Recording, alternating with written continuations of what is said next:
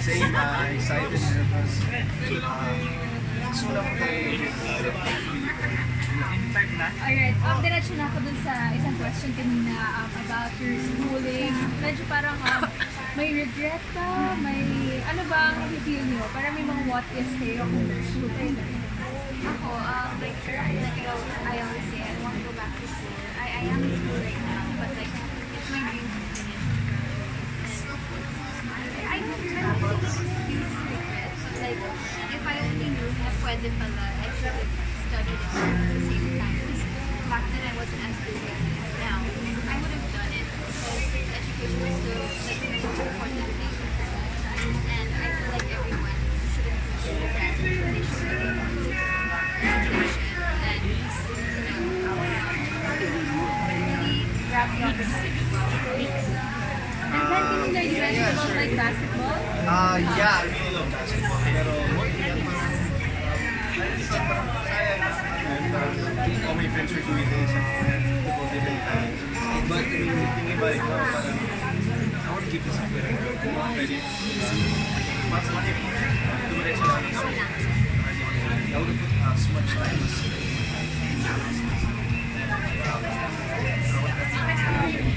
here now doing this film, so it's hard to say that regrets. I don't really regret, but you know, you can just still change it in the future. It's never too late, so Direct after lumabas yung teaser, maraming nakarelate na sa college. Maraming nagsasabi na sana sa, like her, sana sa FTU sinunod, sana sa Ateneo din. So, anong feeling mo na parang yung target talaga ng marketing?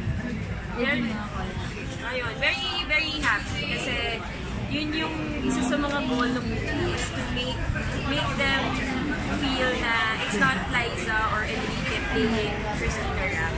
Parang mas gusto ko na pag pinapanood nila si Christina Raff, hindi nila nakikita sa Liza. Nakikita nila parang barkada nila, someone na nakasabay nila sa gym, nakasabay nila sa classroom. Very happy na naging relatable yung teaser. Ken, how about you? Kamusta yung working with Jasmine? Kasi ikaw yung girlfriend. Ikaw yung boyfriend. yeah, I mean, she's a sweetheart. She's awesome. She's easy to work with. She's easy to talk to. So I didn't really have any problems with Jasmine. She's amazing, and I hope to work with her in the future. Working with Ate Jasmine, she's beautiful and Super you can fan. really tell that she's like a great actress also. I mean, I didn't have that insight with her. I was Adrian Blanch. but like I watched some of her films, Pagkabukas, parang, yeah, and like behind the scenes, she's a complex conversation, and I love her Ate Ann, so I love her. Yeah. And she will never make it awkward. Like it's game siya. It's super game siya. That's why I like it. And for Liza, si Adrian, you also worked with him. How is this?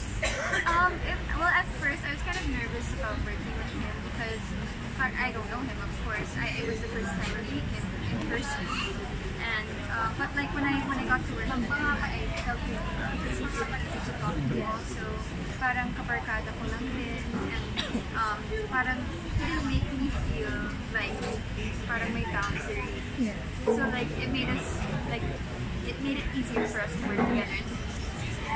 Direct talagang medyo iniiba mo no? Kasi parang Liza with Adrian, medyo, I'm not sure about his age, but I think may yung age gap medyo malaki. So, what made you think na si Adrian is pwede kay Liza? Like, Sa story talaga, parang pag papanoorin mo lang yung trailer, baka may unease, pero on the context of the movie, you will find out na bakit naging ganun yung life ni Liza, na dinidate niya si character ni it's always in context.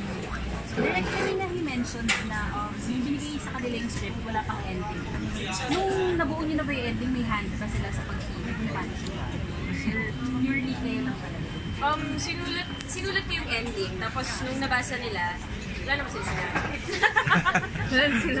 Pero kasi yung nangyayari, parang every scene naman, dinidiscuss namin. So, pag lahat naman nung nandun sa pelikula ng mga eksena, hindi siya nilagay na para lang nandun. So, parang we made sure na lahat ng eksena led to another, parang it's all part of the whole story, of the whole film. Alright. Direct, you work with Jamie, you work with Liston now. Any chance na act niya rin? Why not? Kung may, depende sa story, dapat magayan yung story kasi nakakakapa. Would you say na na-envision mo si Liza and Enrique nung after mo masulat yung story? Nung sinusulat ko na, in-imagine ko na talaga sila. Kasi, yun.